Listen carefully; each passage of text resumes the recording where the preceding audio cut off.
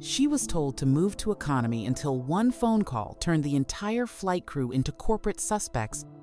Danielle Brooks boarded the flight with the quiet confidence of someone who had built something powerful from nothing. Dressed in a crisp white blouse and navy slacks, she looked like any other professional flying cross-country.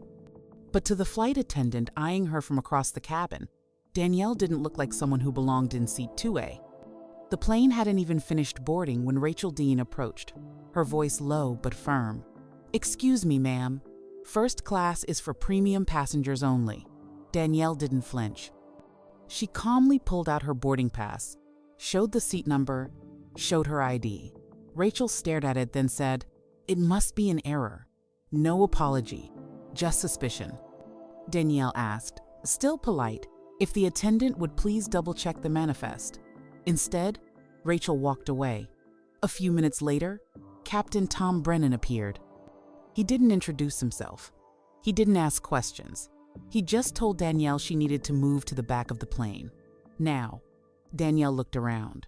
The cabin had gone silent. Eyes were on her. Phones were coming out, and yet she said just 6 words. Words that would change everything. Call whoever you need to call. Captain Brennan's jaw tightened. Passengers could feel the tension thickening in the air like turbulence before a storm. Danielle didn't raise her voice. She didn't argue. She simply stayed seated, hands folded, eyes forward. The captain gestured to a crew member. Moments later, 2 airport security agents entered the cabin. "Ma'am, we're going to need you to come with us." One of them reached for her arm, but she calmly leaned back and asked, "Are you removing me for a documented and paid-for seat?" A man in row 3B began filming. Another passenger whispered, "This is racial." That's when it started to spread. Whispers turning into comments, phones held high, and then a live stream. A woman 2 rows back, a lifestyle influencer with nearly 500,000 followers, opened TikTok and began broadcasting live. Danielle reached into her bag and dialed a number. Her voice was calm, almost surgical. "Yes, it's Danielle Brooks. I'm on Flight 219. We have a situation with your partner airline. I need Layla. Now." She hung up. That was the moment people realized Danielle wasn't just any passenger. Something was coming. Something big. The flight crew looked shaken. Rachel Dean tried to regain control, approaching Danielle again with what she must have thought was a softer tone. "Ma'am, let's not escalate this."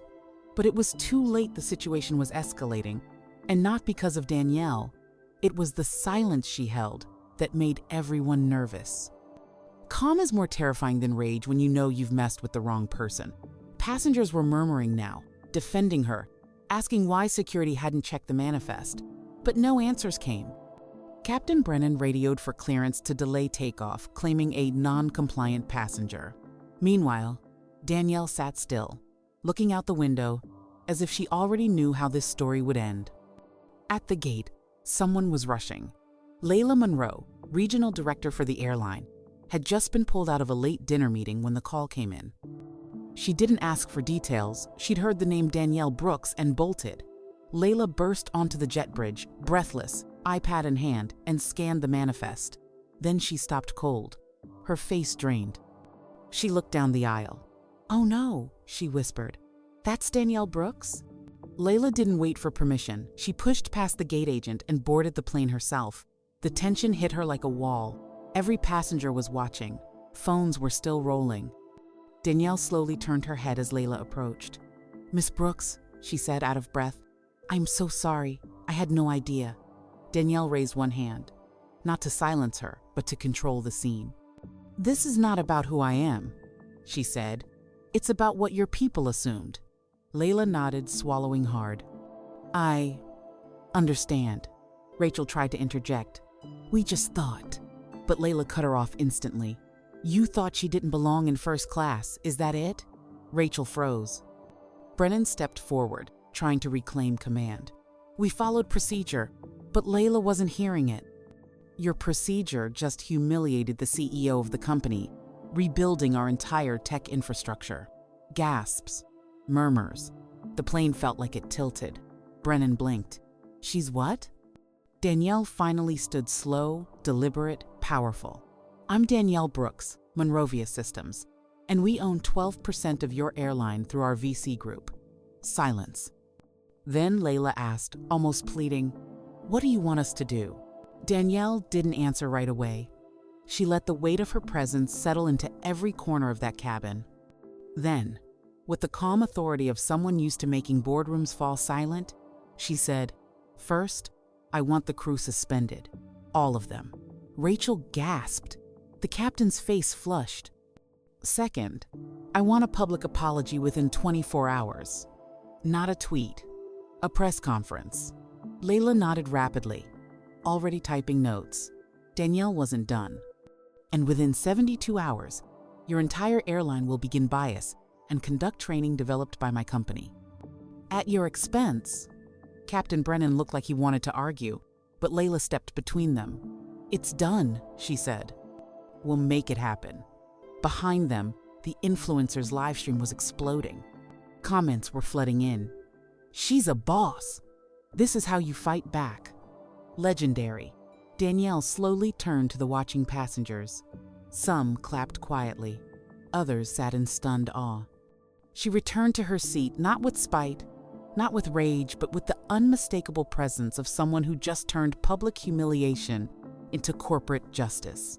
But the reckoning hadn't even gone public yet. Back in seat 2A, Danielle powered on her laptop. She wasn't waiting for PR teams or board approvals. She was already writing the statement herself. Layla remained on board, trying to contain the internal fallout.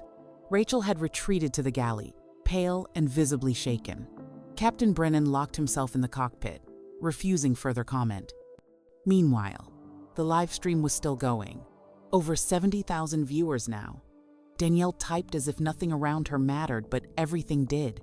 She was crafting the narrative before the airline could spin it. One row behind her, a passenger leaned forward and whispered, "That was the most powerful thing I've ever seen." Danielle gave a soft, almost tired smile. Power only matters when you use it right. As ground crew rushed to replace the suspended staff, word had already spread to corporate. Executives were scrambling to prepare for the storm, but it was too late. The flight had become a viral moment. Hashtags were trending. Celebrities were sharing the clip, and at the center of it all was a Black woman who never raised her voice but shook an entire system to its core. And she wasn't finished. Danielle's team was already in motion. From her phone, she forwarded the video to her PR director with just 2 words: timestamp it. Within minutes, Monrovia Systems posted a statement on LinkedIn and Twitter, standing behind their CEO and condemning the incident as a clear violation of respect, protocol, and racial dignity. That phrasing hit hard. But Danielle didn't stop there. She contacted 3 major news outlets not to grant interviews, but to provide footage, documents, and the backstory. She knew the game. Control the narrative, and you control the response. Meanwhile, Layla received a call from the airline's CEO. "Do you understand what just happened?" He barked. She did. Danielle wasn't just a customer, she was a major stakeholder. And this wasn't just bad optics, it was corporate liability.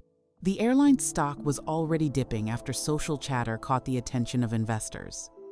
All because one woman was profiled for not looking like she belonged in first class. And yet, there she sat, legs crossed, laptop open, a calm eye in the middle of a digital hurricane.